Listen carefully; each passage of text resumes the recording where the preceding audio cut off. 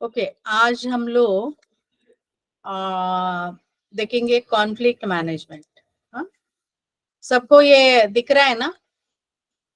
Slide दिख रहा है सबको? ओ मैडम।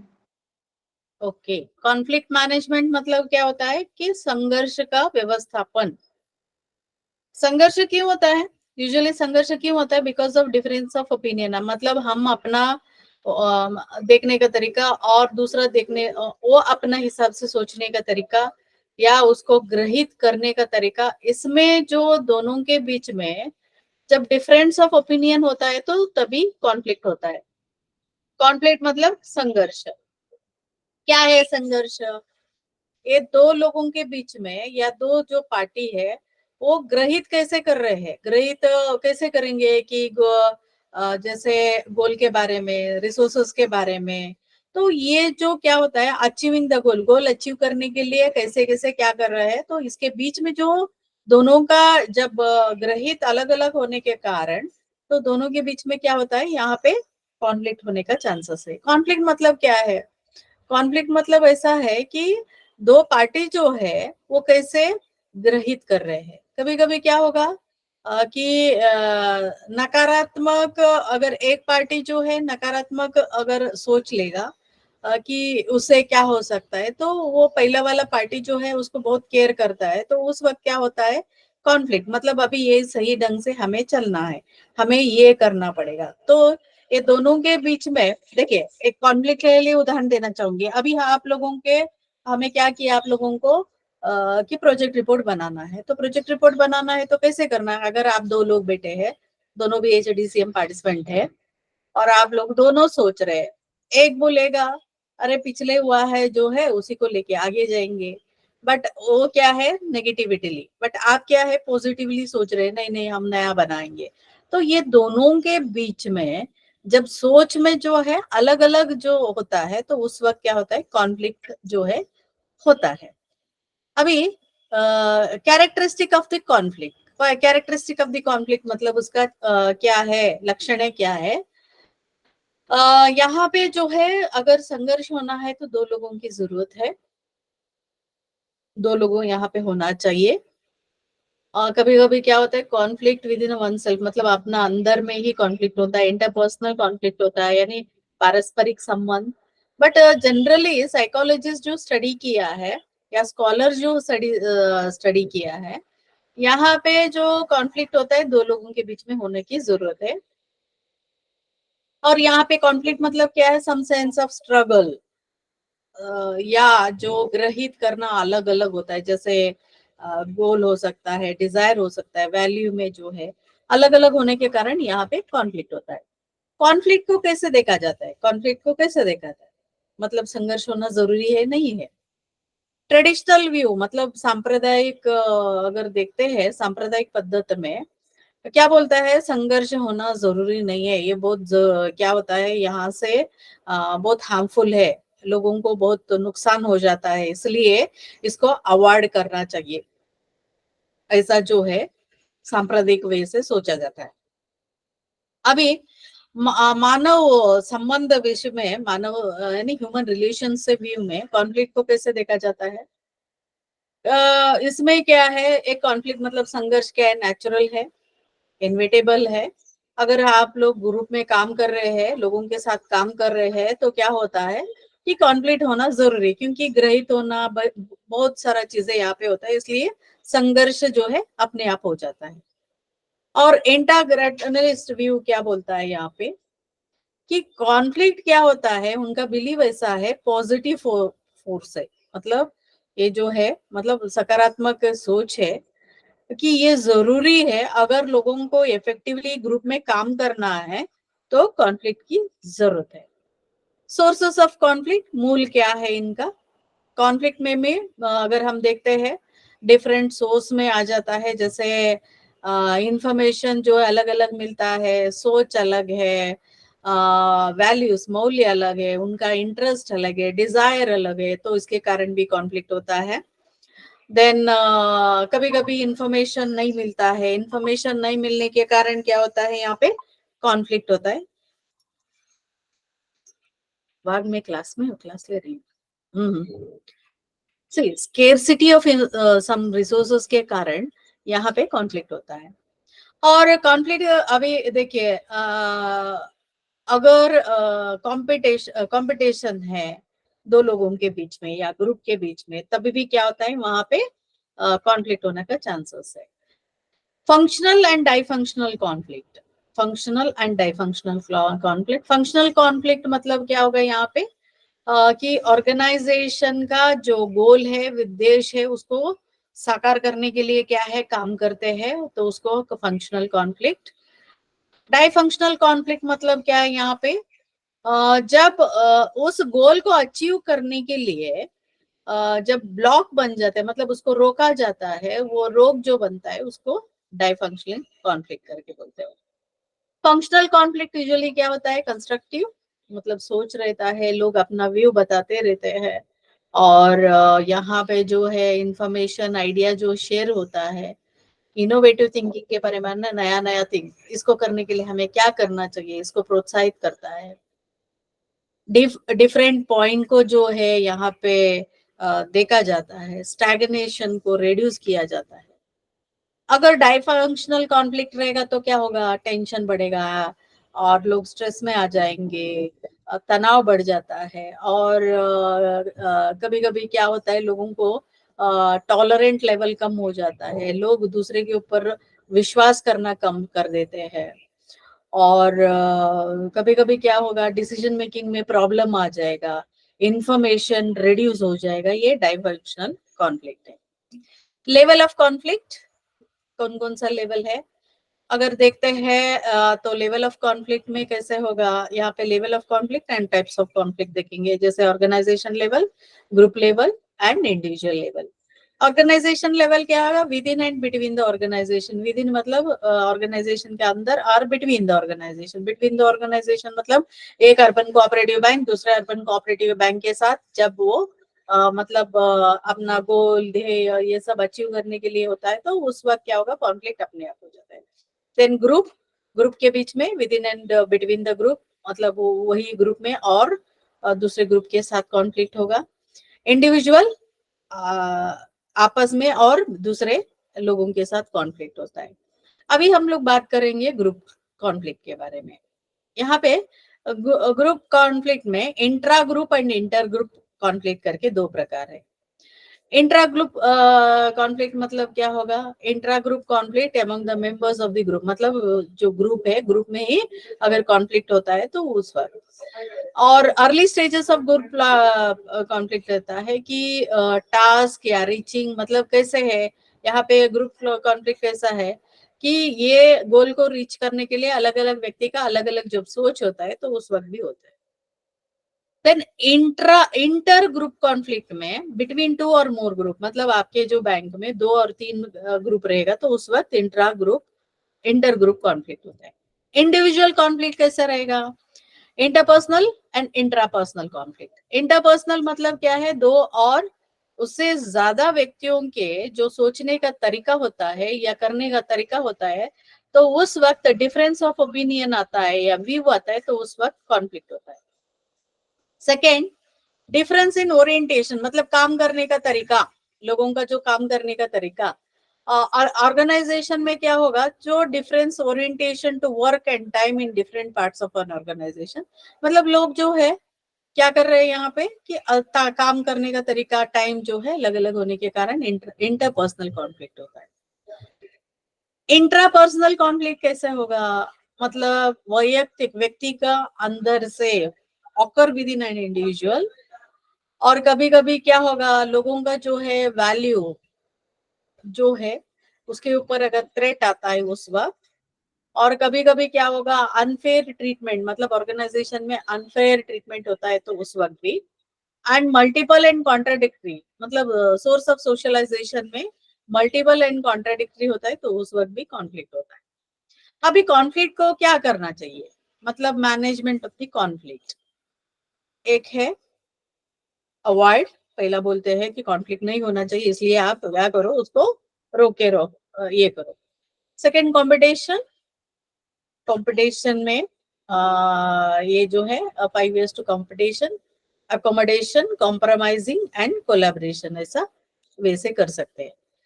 और कंपटीशन कैसा होगा, कॉन्फ्लिक्ट कंटिन्यू में अगर देखते हैं, कंपटीशन अगर रहेगा ना, एक है कैसा हम ये इसको अकोमोडेट कर सकते हैं, ये वे ऑफ मतलब कंपटीशन को रोकना है, कौन सा वे से हम कर सकते हैं। एक है कंपटीशन, कंपटीशन में क्या होगा, मैं जीत गया आप हार गए, मतलब मुझे ही जीतना है आपको हारना है, ये क्या है, कंपटीशन।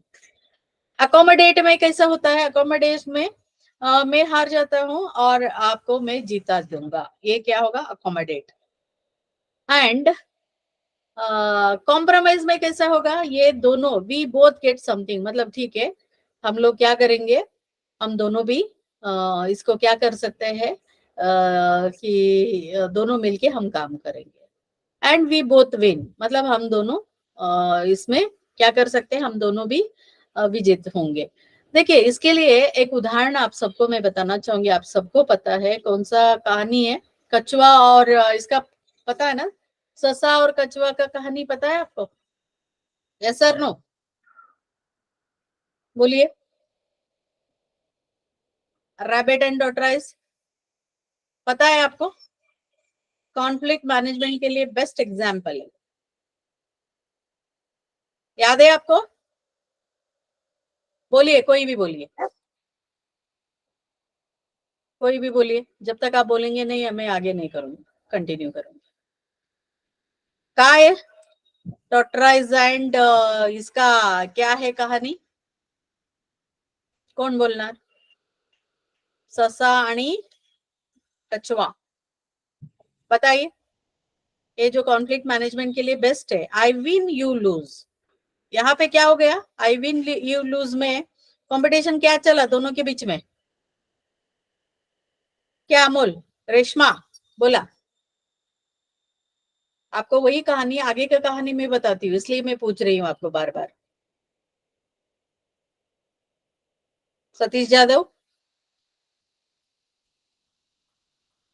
सुनील गायकवाड़, बोला। देखिए, अगर आप नहीं बोलेंगे तो मैं यहीं पे कंप्लीट करूंगी।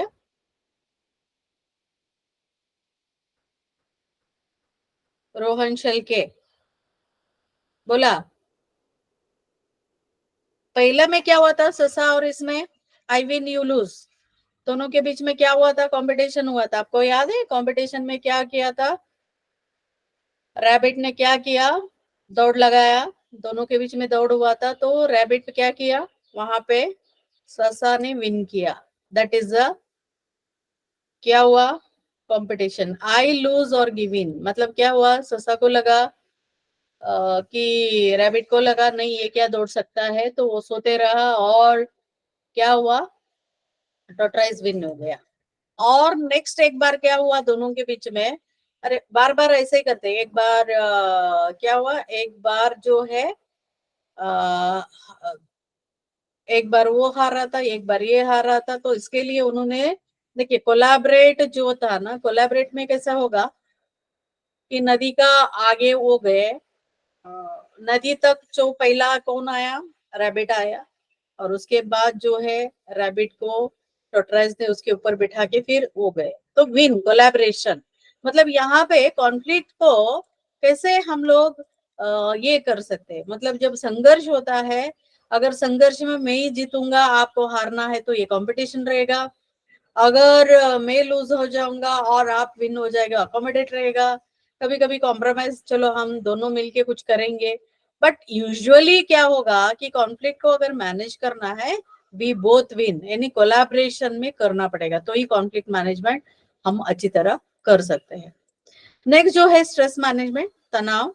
तनाव क्यों होता है, सबको पता है, तनाव जो है जब व्यक्ति को अपॉर्चुनिटी नहीं मिलेगा, कंस्ट्रेंट रहेगा, या उसका डिजायर फुलफिल नहीं होता है, और सब अनसर्टन है, तो उस वक्त क्या होता है, तनाव होता है।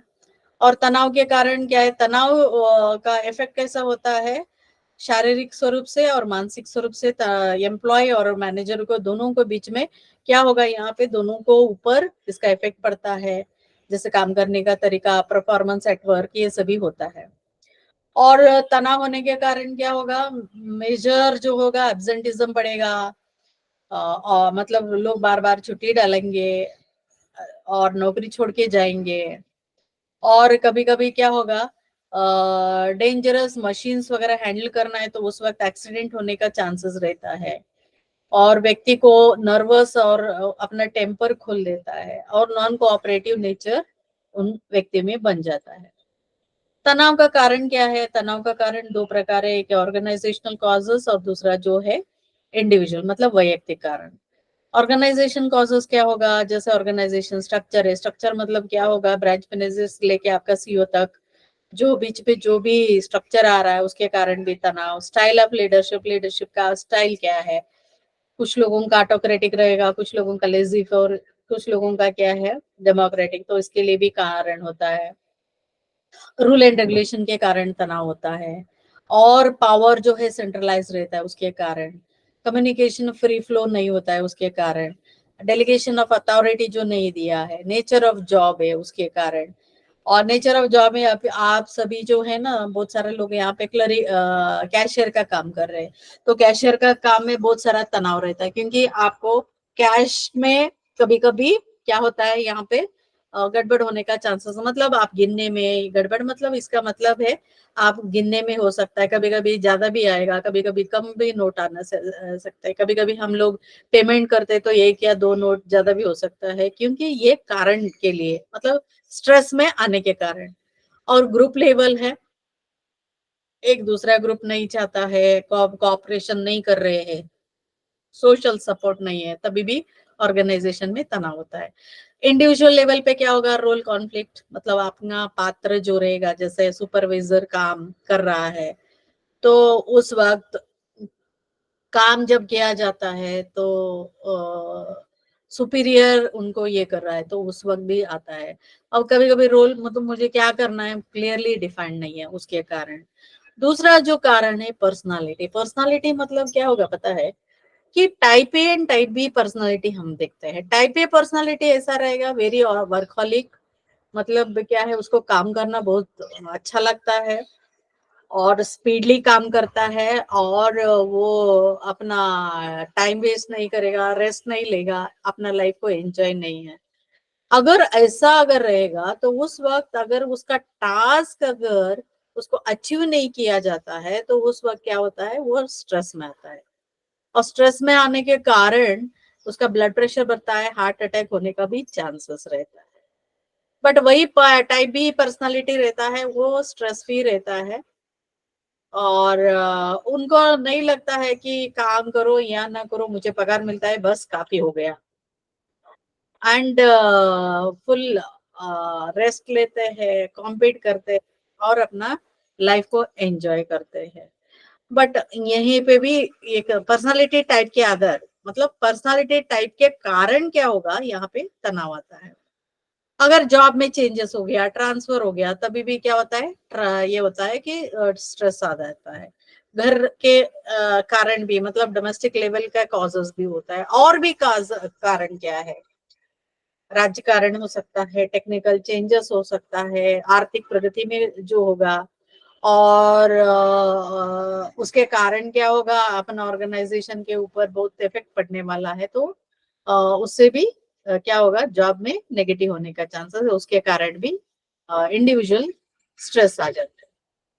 स्ट्रेस अगर बढ़ता है तो क्या होगा, उससे बहुत सारा हेल्थ प्रॉब्लम चालू हो जाता है, जैसे बीपी बढ़ेगा, हार्ट अटैक होगा, देन अपना जो ग्लूकोज लेवल बढ़ेगा, मतलब डायबिटिक हो जाता है, तो उसके कारण क्या होगा, उसका काम करने का तरीका में क्या होगा, प्रॉब्लम आ जाएगा।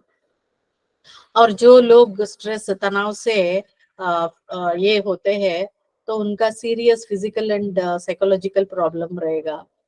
और जैसे क्या क्या हो सकता है कि बेहोश होना, अल्सर आना, skin disorder, asthma, allergy, migraine आता है, इरिटेशन होता है, हार्ट एंड ब्रीथ प्रॉब्लम होता है, बहुत सारा बहुत बार हार्ट अटैक होने का भी चांसेस है।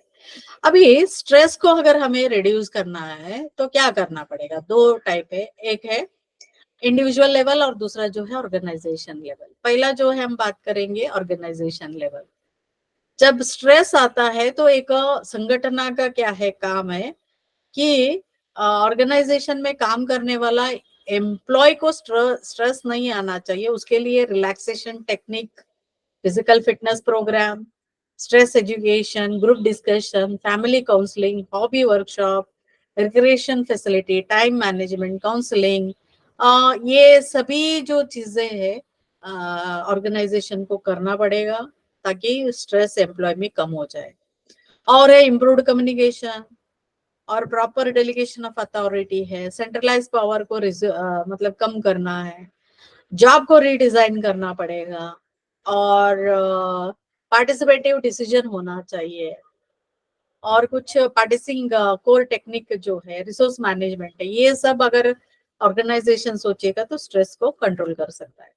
इंडिविजुअल लेवल पे कैसा होगा? इंडिविजुअल लेवल पे प्रॉपर बैलेंस फूड, पहला जो है वैयक्तिक अगर स्ट्रेस होता है तो अच्छा खाना खाओ, बैलेंस फूड खाओ और टाइमली खाना है। टाइमली खाना बहुत जरूरी है। देखिए हम लोग क्या करते हैं, काम है करके छोड़ देते हैं, ऐसा नहीं है। जो आपको लंच अवर दिया है उसी वक्त आपको खाना खाना है। और अगर मतलब अल्कोहल कंजम्पशन कर रहे हो या स्मोकिंग कर रहे हो उसको छोड़ना पड़ेगा। Regular exercise for fitness, exercise करो, वॉकिंग करो। आपका स्वॉट एनालिसिस करना पड़ेगा, आपका स्ट्रॉन्ग एंड वीक पॉइंट क्या है वो आपको देखना है। अगर आप सबको पूछूंगी आपका स्ट्रॉन्ग पॉइंट है क्या है, आप कभी भी एनालिसिस नहीं करते हो कि मैं इसमें बहुत स्ट्रांग हूँ, मेरा ये पॉइंट स्ट्रांग है, मेरा वीक पॉइंट ये है। तो ये दोनों, know your strong and weak point जो है। और relax some time to control blood pressure and heart rate. कभी कभी क्या होता है, हमें लगता है कि बहुत काम है, थोड़ा देर यानी टेक द स्टेप बैक करके बोलते हैं, मतलब थोड़ा सा पीछे हट के आगे जाना है। तो उसके लिए क्या करना पड़ेगा, हमें लग रहा है नहीं है अभी बहुत हो गया, थोड़ा 2 मिनट 3 मिनट या 5 मिनट के लिए रिलैक्स करना, फिर काम चालू करना पड़ेगा। और देखिए हमारे इधर बहुत सारा जो अपना जो भी रिलीजन है हमें दिया गया है, जैसे भगवान को याद करना, नमाज करना, मेडिटेशन, योगा, ये सब अपना स्ट्रेस को रिड्यूस किया जा सकता है।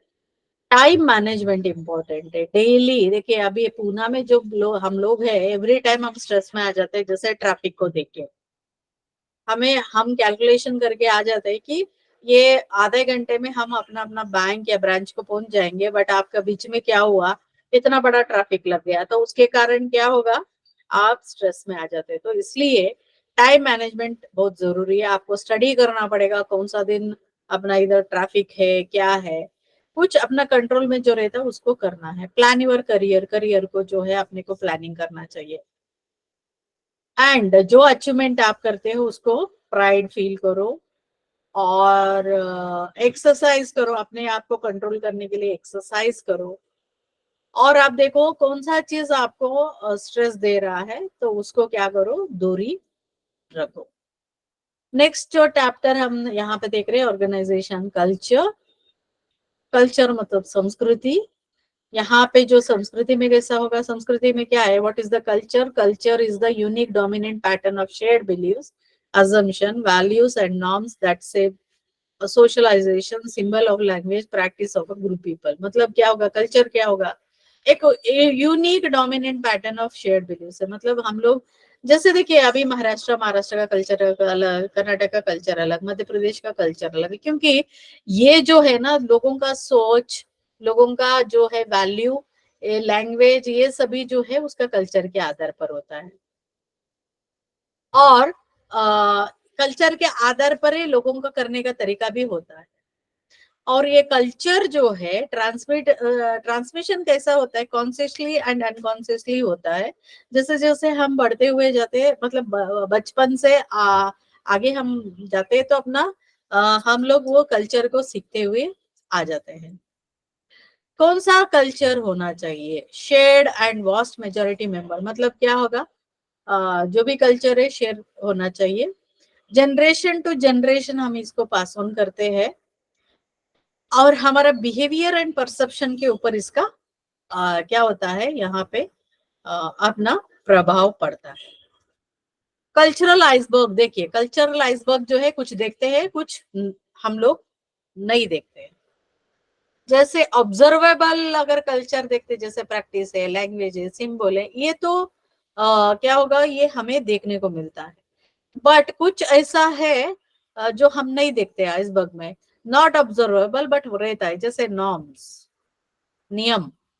नियम कहाँ लिखा है, किधर है, क्या हम पूछते तो उसको हम नहीं देखते। वैल्यूज, वैल्यू क्या है, मौल्य, मौल्य को जो हमें बताया गया है कि टाइमली काम करना है, सत्य बोलना है, ये सभी प्रामाणिक होना, ये वैल्यू है ना ये सब।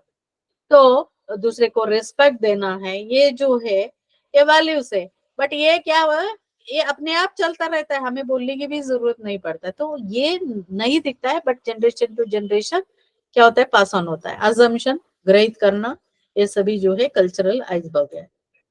अभी शेयर्ड अजम्पशन, शेयर्ड अजम्पशन मतलब क्या होगा, जो फीलिंग है, थॉट है, और ये क्या है, granted, take for granted, believe to be true, मतलब क्या होगा कि हमेशा सत्य होना जरूरी है, ये है।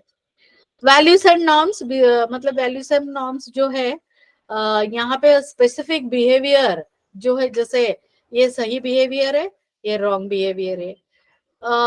देखिए ये जब भी हम बात करते हैं ना वैल्यू के बारे में, जैसे आपका हायर अथॉरिटी आता है, तो इमीडिएटली हमें खड़े होना है टू रेस्पेक्ट हिम। ये क्या कहीं पे भी लिखा हुआ कि अगर आप नहीं करेंगे तो ये पनिशमेंट मिलेगा, ऐसा बिल्कुल नहीं है। ये क्या है, पास ऑन हुआ है। जैसे आप यानी आप और हम जब स्कूल में पढ़ते थे, जैसे टीचर आएगा या हायर अथॉरिटी कोई भी आएगा, तो इमिडिएटली हम खड़ा कर दे, मतलब हम लोग स्टैंड अप होते थे। तो इसका मतलब ऐसा है कि बचपन से ही हमें क्या है, वैल्यू हमें सिखाया गया है। सोसाइटी का वैल्यू, वैल्यूज, मॉरल कस्टम्स, वो जो प्रैक्टिस है। नॉर्म्स सर क्या है, नॉर्म्स मतलब क्या है, नियम क्या है, जो behaviour of group of people, लोगों का behaviour of group of people. Types of organisation culture, basic organisation culture कैसा होगा, ब्यूरोक्रेटिक रहेगा, क्लैन रहेगा, मार्केट एंड एंटरप्रेन्योरल कल्चर रहेगा। ब्यूरोक्रेटिक कल्चर क्या है, इस कल्चर में क्या होता है, usually formal rule and standard operating procedure रहेगा, उसको फॉलो करना पड़ेगा, एंड स्टेबिलिटी रहता है। यूजुअली स्टैंडर्ड गुड्स, मतलब गुड्स ऑफ सर्विसेज वगैरह जो प्रोसीजर के बारे में बोलाया जाता है। यूजुअली जैसे ब्यूरोक्रेटिक कल्चर हम government ministry, fast food establishment, इसमें हम देखते हैं। क्लैन कल्चर कहाँ देखते हैं, क्लैन कल्चर मतलब यह क्या होगा कि जो भी इंडिविजुअल है उसका tradition, loyalty, personal commitment, socialisation, self management, ये सभी थ्रू सोशलाइजेशन होता है। और इसमें यूजुअली एम्प्लॉय जो है लॉन्ग टर्म एम्प्लॉय, यानी पहले वाला जो एक्सपीरियंस एम्प्लॉय रहता है, वो मेंटर जैसा काम करता है। तो उसको पता रहता है कि ऑर्गेनाइजेशन का कल्चर क्या है, ऑर्गेनाइजेशन का स्टाइल क्या है, तो वो मेंटर जैसा काम करेगा। और वो मेंबर जो है एक शेयर फीलिंग रहता है कि ये ऑर्गेनाइजेशन मेरा, ये ऑफिस मेरा करके। और कभी कभी पीयर प्रेशर आता है कि जो नॉर्म्स है, यानी ये हमारा ऑर्गेनाइजेशन कल्चर है, इसको आपको फॉलो ही करना ही पड़ेगा, तो ये क्या है, पीयर प्रेशर भी होने का चांसेस है। मार्केट कल्चर क्या होगा, मार्केट कल्चर मतलब यहाँ पे जो है मेजरेबल एंड डिमांडिंग गोल्स जो है, उसको ये करने के लिए अपना जो फाइनेंशियल मार्केट बेस यहाँ पे होता है। जैसे मार्केट कल्चर कैसे ट्रेंड होगा, सेल्स ग्रोथ क्या हुआ, प्रॉफिटेबिलिटी क्या है, मार्केट शेयर क्या है। देखिए मार्केट कल्चर जो है, relationship between individual and organisation, contractual, मतलब पहले से ही अग्री किया जाता है। जैसे अगर मुझे नौकरी मिल रहा है, तो नौकरी के बदले में मेरा सर्विस देना पड़ेगा और ऑर्गेनाइजेशन को लेके आगे जाना है, दिस इज द मार्केट। और इंडिविजुअल जो है वो रिस्पॉन्सिबल रहेंगे उसका परफॉर्मेंस को देखते हुए, specific reward, level of performance वहां पे मिलेगा। और यहाँ पे मैनेजर को जज नहीं किया जाएगा उसका इफेक्टिवनेस या रोल मॉडल करके, बट मंथली, क्वार्टरली और annual performance goals based on profit में उसका इवैल्यूएशन किया जाता है। अभी एंटरप्रेन्योरल कल्चर, एंटरप्रेन्योरल कल्चर मतलब क्या होगा कि आप जितना हाई रिस्क लोगे और कितना आप प्रॉफिट कमाएंगे, कमिटमेंट क्या होगा, इनोवेशन क्या होगा, यहाँ पे रहता है। अभी देखिए, relationship between culture and organisational performance. देखिए, ऑर्गेनाइजेशनल परफॉर्मेंस कैसे होगा, अगर व्यक्ति सेटिस्फाइड रहेगा तो और एक है सेटिस्फैक्शन इन द जॉब, और प्लस सिचुएशन को कैसे हैंडल करता है उसके आधार पर क्या होगा, उसका परफॉर्मेंस रहेगा। यहाँ पे culture as a control mechanism यहाँ पे होता है। जैसे डिजायर्ड बिहेवियर, मतलब अभी ऑर्गेनाइजेशन में जाने के बाद ये डिजायर्ड बिहेवियर है, और अनडिजायर्ड बिहेवियर को प्रिवेंट करना है। अगर स्ट्रॉन्ग ऑर्गेनाइजेशनल कल्चर को अपनाना है तो shared by manager and employee, and basic approaches of solving problem, meeting goals and dealing with stakeholder वगैरह आएगा। और नॉर्म्स जो है, नियम वगैरह जो रहता है या पनिशमेंट है, ये शेयर कॉमन ग्रुप्स नॉर्म्स में रहता है।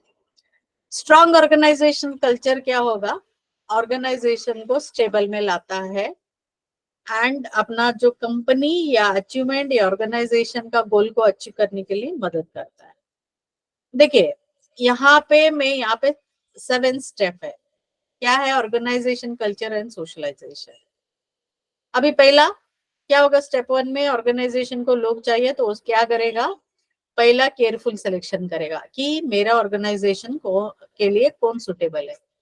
उसके बाद क्या करेगा, स्टेप 2 में वर्क असाइनमेंट करेगा कि आपको ये काम करना है। स्टेप 3 में जो ऑर्गेनाइजेशन को चाहिए वैसा कल्चर के लिए ट्रेनिंग वगैरह देगा। ट्रेनिंग देने के बाद वो काम करना चालू करता है। काम करने के बाद अगर अच्छा काम करेगा तो उसको रिवार्ड एंड सस्टेन कल्चर है। अगर नहीं हो रहा है तो कल्चर एंड वैल्यू पॉलिसी को अडॉप्ट करना है, और कल्चर वगैरह जो है उसको री इन्फोर्स करना है, और सस्टेन के लिए कुछ रोल मॉडल जो है वहां पे रहेंगे। देखिए, यहाँ पे successful organisation and unsuccessful organisation, जो सोशलाइजेशन का आउटकम के बारे में हम बात करेंगे। सक्सेसफुल ऑर्गेनाइजेशन रहेगा तो उस वक्त क्या मिलेगा, जॉब सेटिस्फेक्शन रहेगा, लोगों को रोल क्लैरिटी रहता है, लोगों का काम अच्छा हो जाता है, और उस ऑर्गेनाइजेशन कल्चर को अंडरस्टैंडिंग होगा, कमिटमेंट ऑफ द ऑर्गेनाइजेशन है, इंटरनल वैल्यूज जो हो जाता है। अगर अनसक्सेसफुल है सोशलाइजेशन का तो क्या होगा, जॉब डिससेटिस्फेक्शन मिलेगा, रोल के बारे में पता नहीं है, मिसअंडरस्टैंडिंग, टेंशन, उसको पता नहीं है क्या करना है, और लोग अपने आप को जॉब इन्वॉल्वमेंट नहीं रहेंगे, लो परफॉर्मेंस रहेगा, और वैल्यू वगैरह जो है उसको रिजेक्शन करेंगे। नेक्स्ट अभी हम बात करेंगे ऑर्गेनाइजेशन चेंज एंड डेवलपमेंट के बारे में। ऑर्गेनाइजेशन चेंज मतलब क्या है, जैसे मॉडिफिकेशन होगा, ट्रांसफॉर्मेशन होगा, उसका स्ट्रक्चर एंड प्रोसेस में, गुड्स में अगर बदलाव होता है उसको ऑर्गेनाइजेशन बदलाव। ऑर्गेनाइजेशन बदलाव को कैसे हम लोग डेफिनेशन देंगे, अगर देखते हैं, define as a change that has an impact on the way work is performed and has significant effect on staff. Organisation change मतलब क्या होगा, जो लोगों का काम करने का तरीका और उसका बदल जाता है, और उसका इफेक्ट जो है स्टाफ के ऊपर पड़ेगा। ऑर्गेनाइजेशन चेंज कैसे होगा, स्ट्रक्चर में चेंज हो सकता है, जैसे ब्रांच मैनेजर से बीच में आपका 4-5 है तो उसमें चेंज होगा। देन काम करने वाला लोगों का जो साइज में चेंज होगा, अभी पहले आप 10 लोग में काम कर रहे थे, अभी 4 लोगों में काम करना है। वर्किंग आवर्स एंड प्रैक्टिसेस में चेंज होने का चांसेस है। आपको 6 से सुबह 10 से 6 बजे तक करना था, अभी क्या है 6 से 8 बजे तक आप कर रहे हैं। देन जो भी रोल आप कैरिड आउट कर रहे हैं, जैसे आप अभी क्लरिकल थे, कैशियर थे, उसके साथ ऑफिसर का भी काम करना है, उसमें चेंज है। तो work situation, structure, condition, environment, ये सब में जो चेंज होता है तो ऑर्गेनाइजेशन चेंज होता है। कौन कौन सा जो ऑर्गेनाइजेशन फोर्सेस होता है चेंज के लिए, 2 प्रकार, एक इंटरनल फोर्सेस और दूसरा जो है एक्सटर्नल फोर्सेस। एक्सटर्नल फोर्सेस मतलब बाहर का कौन सा चीजें हैं आपको दबाव डालता है कि चेंज होने के लिए। एक है टेक्नोलॉजी, जैसे जैसे टेक्नोलॉजी बदलता है वैसा वैसा आपको चेंज होना ही है। जागतिकीकरण, ग्लोबलाइजेशन के कारण सामाजिक और राजकीय जो बदलाव आता है। वर्कफोर्स में डाइवर्सिटी है, मतलब काम करने में जो लोग आ रहे हैं उसमें डाइवर्सिटी हम देख रहे हैं। इंटरनल में क्या होगा, मैनेजरल पर्सनल चेंज हो गया, इफेक्टिवनेस में कम आया, वर्क क्लाइमेट में चेंज हो गया, और काम करने का जो एग्जिस्टिंग सिस्टम में डेफिशिएंसी है, एक्सपेक्टेशन, एम्प्लॉय का एक्सपेक्टेशन में ये है, तो वो इंटरनल सोर्स है। प्रोसेस ऑफ चेंज को देखो तीन प्रकार करते हैं, अनफ्रीजिंग, चेंज एंड रीफ्रीजिंग। अनफ्रीजिंग मतलब क्या होगा, रिड्यूसिंग फोर्सेस फॉर स्टेटस को, मतलब क्या होगा, फोर्सेस जो रहेगा उसको रिड्यूस करना है स्टेटस को। चेंज में क्या होगा, developing the new attitude, value, behaviour में। एंड रिफ्रीजिंग में क्या होगा, री inform new values, new attitude, new behaviour यहाँ पे री इन्फोर्स करना है। टाइप्स ऑफ चेंजेस दो प्रकार है, plan change and unplan. Plan change कैसा होता है कि पहले से ही पता रहता है ऑर्गेनाइजेशन को गोल का वगैरह चेंज करना है और या अल्टर करना है ऑर्गेनाइजेशन, तो ये है। अनप्लान चेंज क्या होता है, कभी कभी क्या है कि बिना सोच के अपने आप चेंज हो जाता है, जैसे गवर्नमेंट का रेगुलेशन चेंज हो गया, इकोनॉमी में चेंज हो गया, तो उसके सारे देखिए अनप्लान चेंज में हम लोग बेस्ट एग्जांपल ले सकते हैं, कौन सा, कोविड पीरियड में जो हो गया ना, दैट इज अनप्लान चेंज। बहुत सारा चीजें हमें चेंज करना पड़ेगा। देखिए लोगों का जो है चेंज नहीं चाहते हैं, रेजिस्टेंस टू चेंज, उनको लगता है बदलाव मतलब उनको अच्छा नहीं लगता है। दो सोर्सेस है, एक इंडिविजुअल रेजिस्टेंस, दूसरा जो है ऑर्गेनाइजेशनल रेजिस्टेंस। इंडिविजुअल मतलब लोग क्यों नहीं चाहते हैं, जैसे उनका ग्रहित पर्सनालिटीज, पर्सनालिटी के आधार पर उनका जो गरज है इसके आधार पर जो है चेंजेस है। रीजन क्या है, इकोनॉमिक रीजन, आर्थिक परिस्थिति के कारण, क्योंकि लोगों को लगता है कि अगर टेक्नोलॉजी बदलेगा तो अनएम्प्लॉयमेंट हो सकता है। इसके लिए बेस्ट एग्जांपल मैं आपको बताना चाहूंगी, आर्टिफिशियल अभी इंटेलिजेंस ही आ रहे हैं ना, आर्टिफिशियल इंटेलिजेंस के कारण लोगों का मन में ऐसा क्या बैठ गया, अभी एक डर बैठ गया है कि एआई जो है, आर्टिफिशियल इंटेलिजेंस जो है, बहुत सारा लोगों का क्या है, जॉब लेने का चांसेस है। इसलिए अपने आप को क्या करो, डेवलप करो, अपस्किल करो बोल रहे हैं, टेक्नोलॉजिकल, ये जो है इकोनॉमिक रीजन में आता है। देन अगर ये आ जाएगा, टेक्नोलॉजिकल चेंजेस आएगा, तो या बाकी जो चेंजेस है, तो कम काम मिलेगा या लेस पे मिलेगा, डिमोशन होने का चांसेस है, पेमेंट कम होने का चांसेस है। देन और क्या हो सकता है, फियर ऑफ लॉस, जॉब जाने का चांसेस है, स्टेटस जाने का चांसेस है, कभी कभी क्या है जो है डिमोशन होने का भी चांसेस है अगर नया टेक्नोलॉजी है। सिक्योरिटी लोग नहीं चाहते हैं क्योंकि हाई सिक्योरिटी चाहिए, क्योंकि उनको सेफ्टी चाहिए। लोगों क्या बोलते हैं, स्टेटस को जैसा चल रहा है वैसे चलने दो, क्यों चाहते हो। कभी कभी पीयर प्रेशर में भी क्या होता है, चेंज के लिए लोगों को तैयार किया जाता है। और इंटरपर्सनल रिलेशनशिप में डिसरप्शन होता है, लोग जो है चेंज नहीं चाहते हैं, तो उस वक्त क्या है, उनको थ्रेटन मिलता है ताकि जॉब में उनको रिलेशनशिप ये करने के लिए। सोशल डिस्प्लेसमेंट, कभी कभी चेंज जो है, बहुत सारा चेंज होने के कारण सोशल रिलेशनशिप में भी चेंज होने का चांसेस है, जैसे वर्क ग्रुप जो है ब्रेक होने का चांसेस है। और इसके कारण क्या होता है, इंडिविजुअल रेजिस्टेंस है, मतलब वो नहीं चाहते। ऑर्गेनाइजेशन लेवल पे क्या होगा, पैसा नहीं है, रिसोर्सेस नहीं है, ये कंस्ट्रेंट होगा। स्ट्रक्चरल में बहुत सारा चेंज होने का चांसेस रहता है, इसलिए वो बोलते हैं जो चल रहा है चलने दो, अभी नहीं चाहिए करके बोलेंगे। देन संक कॉस्ट का भी ज्यादा कि मतलब क्या होगा, चेंज होने के कारण बहुत सारा जो है इन्वेस्टमेंट करना पड़ेगा नया चेंजेस के लिए, बहुत सारा संक कॉस्ट आने का चांसेस, इसलिए नहीं चाहते हैं। और चेंज होने के कारण जो एक्सपर्टाइज चाहिए वो नहीं मिल रहा है उसके कारण।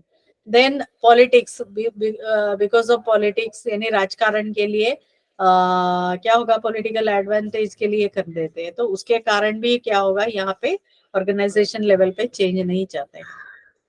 अभी जो चेंज हो रहा है उसको मैनेज करना है, कैसे मैनेज करोगे, एजुकेशन एंड कम्युनिकेशन के द्वारा लोगों को चेंज के बारे में, यानी अगर ऑर्गेनाइजेशन चेंज हो रहा है तो उस वक्त एम्प्लॉय को एजुकेशन देते हुए, कम्युनिकेशन करते हुए, पार्टिसिपेशन, अगर लोग जो है एम्प्लॉय जो है नहीं चेंज होना चाहते हैं तो उनका डिसीजन मेकिंग में मतलब उनको बताते हुए उनको बोलते हुए चेंज के लिए तैयार होना है।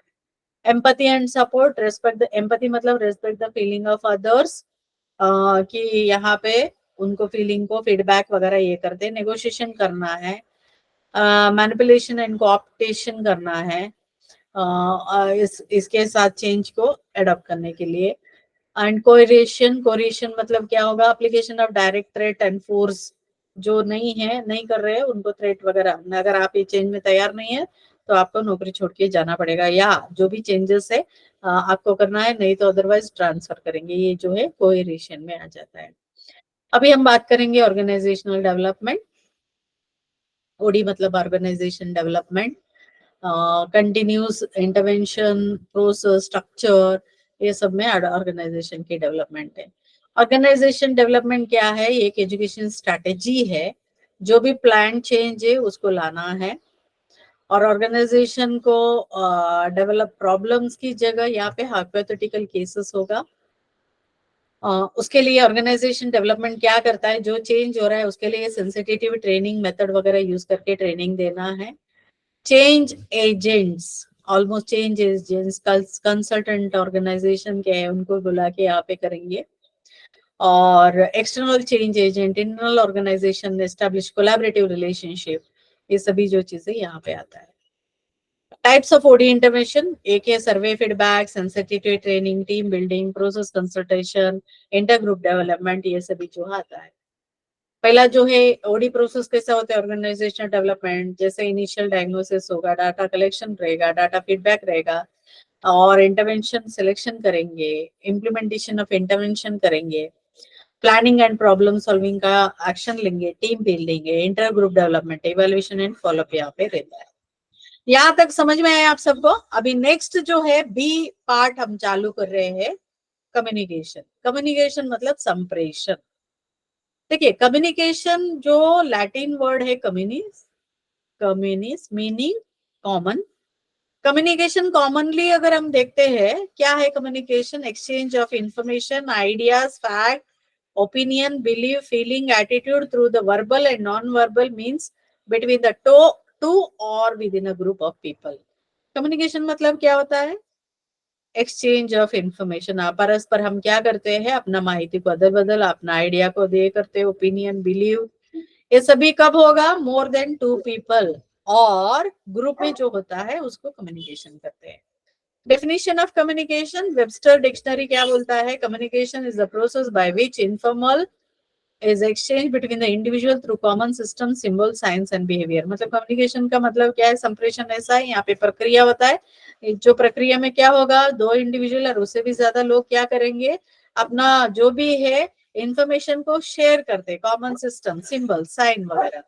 रॉबर्ट एंडरसन बोलता है communication is the interchange of thoughts, परस्पर का थॉट्स को इंटरचेंज करना है, ओपिनियन और इंफॉर्मेशन, स्पीच, राइटिंग और साइंस को ये करना है। देखिए प्रोसेस ऑफ कम्युनिकेशन कैसा चलता है, यहाँ पे दो लोग हैं, एक सेंडर और एक रिसीवर। देखिए अभी मैं सेंडर हूँ, आप रिसीवर है, यहाँ पे कैसे कम्युनिकेशन चल रहा है, एक है मैं क्या कर रही हूँ, मुझे जो भी बोलना है वो शब्द को या जो भी विषय बोलना है मैं एनकोड करके आपको क्या कर रही हूँ, मैं मैसेज के द्वारा आपको मैं मेरा जो भी विषय है आपको बोल रही हूँ।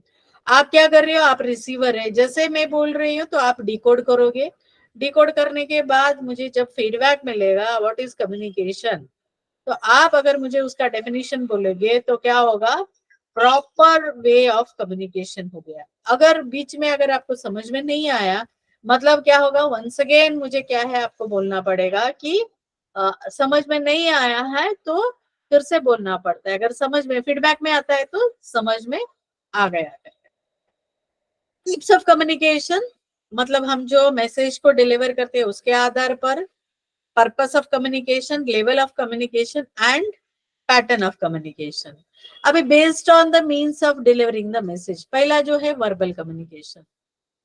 जैसे वर्बल कम्युनिकेशन कैसा होगा, मतलब वर्बल कम्युनिकेशन मतलब शाब्दिक संप्रेषण, बातें करते हुए लिखित में, यहाँ पे क्या होगा, शब्द को उपयोग किया जाएगा और लिखित में दिया जाएगा।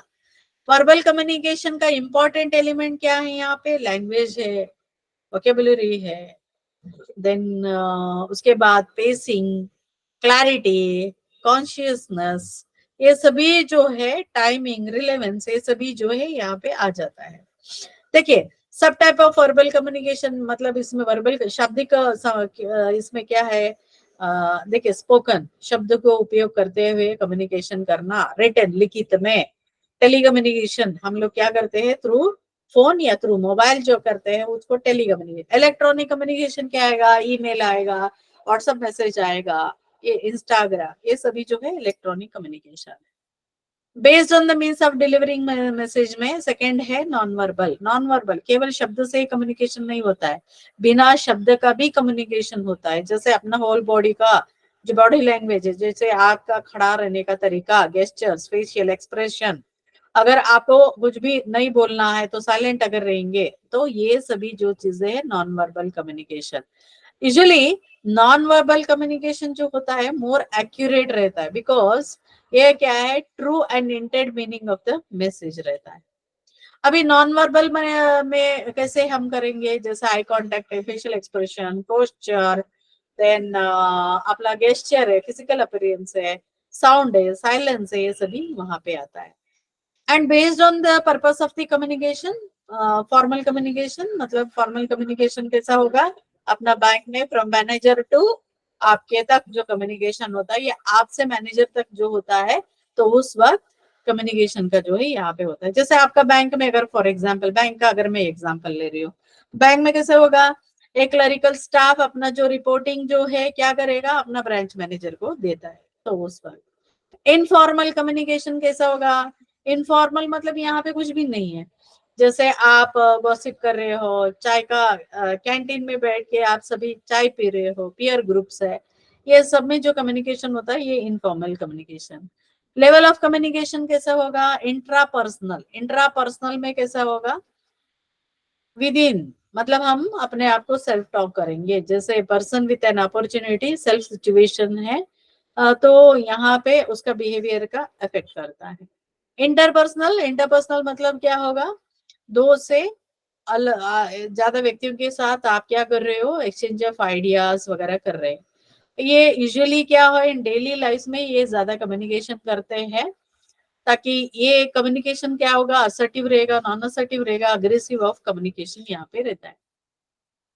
One way communication, based on the pattern of one way, मतलब क्या होगा, केवल एक ही वे से। अभी जो हम लोग बात कर रहे हैं ना, अगर आप जवाब देंगे तो क्या होगा, टू वे कम्युनिकेशन। अगर आप जवाब नहीं दे रहे, मैं अकेले बात कर रही हूँ, तो क्या होगा, वन वे कम्युनिकेशन होता है, usually lecture delivered in the class. दूसरा जो है two way communication, two way में कैसे होगा, आप पूछेंगे मैं जवाब दूंगी, मैं पूछूंगी आप जवाब देंगे, तो ये जो है ना, ये टू वे कम्युनिकेशन है। देन यहाँ पे बैरियर्स ऑफ कम्युनिकेशन, अड़चने। अड़चने में क्या होगा, साइकोलॉजिकल, फिजियोलॉजिकल बैरियर है, एक है फिजियोलॉजिकल बैरियर, मतलब कम्युनिकेशन का अड़चन में भौतिक जो है अड़चने क्या है, एक है मेमोरी प्रॉब्लम, या रिटेंशन नहीं कर सकते हो, लैक ऑफ अटेंशन है, आप बीमार है इसलिए कारण सुन नहीं सकते हैं। परसेप्शन, मतलब आप जब ग्रहित करते हैं तो ग्रहित आपने ठीक तरह से नहीं किया, उसके लिए अगर आपको सुनने का प्रॉब्लम है, आपको इंटरेस्ट नहीं है, और बहुत सारा माहिती आपको ओवरलोडेड किया है, तो और जेंडर फिजियोलॉजिकल प्रॉब्लम रहेगा, जैसे आप मेल एंड फीमेल के बीच में जब डिफरेंस आता है तभी।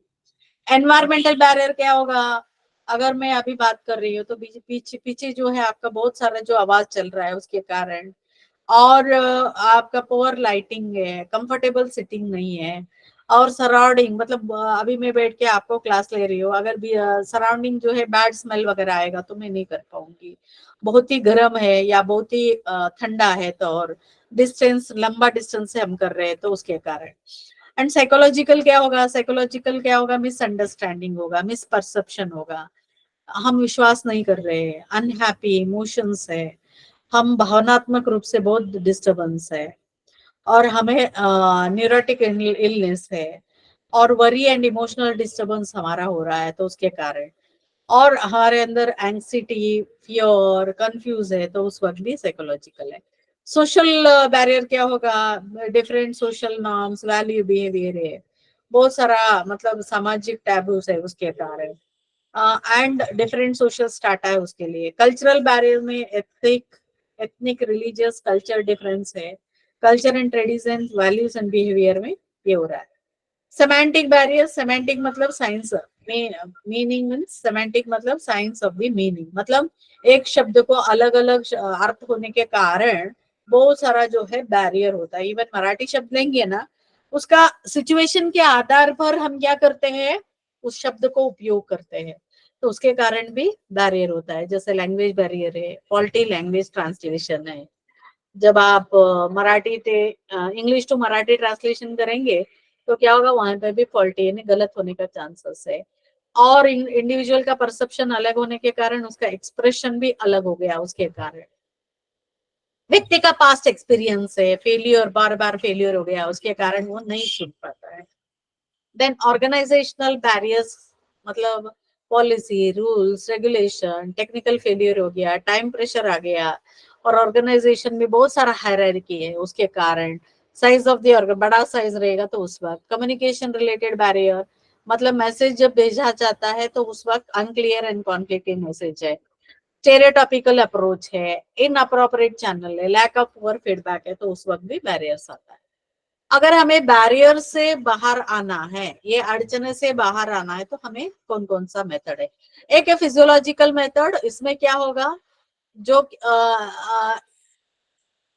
रिकलेक्शन एबिलिटी को बढ़ाना चाहिए, अटेंशन देना पड़ेगा, इंफॉर्मेशन को शेयर करना है, ईच अदर कंफर्ट को देखना है, देन परसेप्शन को चेक करना पड़ेगा कि वही है क्या है, और हियरिंग एबिलिटी एक्टिव लिसनिंग होना चाहिए, और इंफॉर्मेशन ओवरलोडेड जो होता है उसको अवॉइड करना है। एनवायरमेंटल बैरियर्स को क्या करना पड़ेगा, गुड लाइटिंग सिस्टम है, कंफर्टेबल सिटिंग अरेंजमेंट है, hygienic and order free environment होना चाहिए। एंड साइकोलॉजिकल बैरियर के लिए हमेशा trustworthy happy manner, negative emotions नहीं होना चाहिए, पहले से प्रिजुडाइज एंटागोनिज्म नहीं है, free from fear and confusion नहीं होना चाहिए। सोशल बैरियर के लिए क्या करना है हमें, सोशल बैरियर के लिए सोशल नॉर्म्स वैल्यूज ये सबको कंसिडरेशन करना चाहिए, हमेशा उस समाज का जो बिलीफ है उसको हमारा दिमाग में रखना है। Methods of overcome organisational barriers है, पॉलिसी रूल्स रेगुलेशन को कंसिडर है, और जो भी ऑर्गेनाइजेशन स्ट्रक्चर है बहुत सिंपल एंड नॉन कॉम्प्लेक्स होना चाहिए। अगर बड़ा ऑर्गेनाइजेशन है तो उसको छोटा छोटा ऑर्गेनाइजेशन बनना चाहिए। टेक्निक ऑफ इफेक्टिव कम्युनिकेशन, एक है कन्वर्सेशन स्किल, उसमें क्या होगा, focusing, paraphrasing, then sharing information, providing the information, asking the relevant questions आएगा, clarifying and summarizing and sharing the information. Listening क्या होगा, एक्टिव लिसनिंग, साइलेंस करना ना, लिसनिंग विद अ पर्पस, मतलब मैसेज जब आता है तो एक्नॉलेज करना, गिविंग फीडबैक यहाँ पे आ जाता है। यहाँ तक समझ में आया? नेक्स्ट क्लास में मैं रिटर्न कम्युनिकेशन चालू करती हूँ।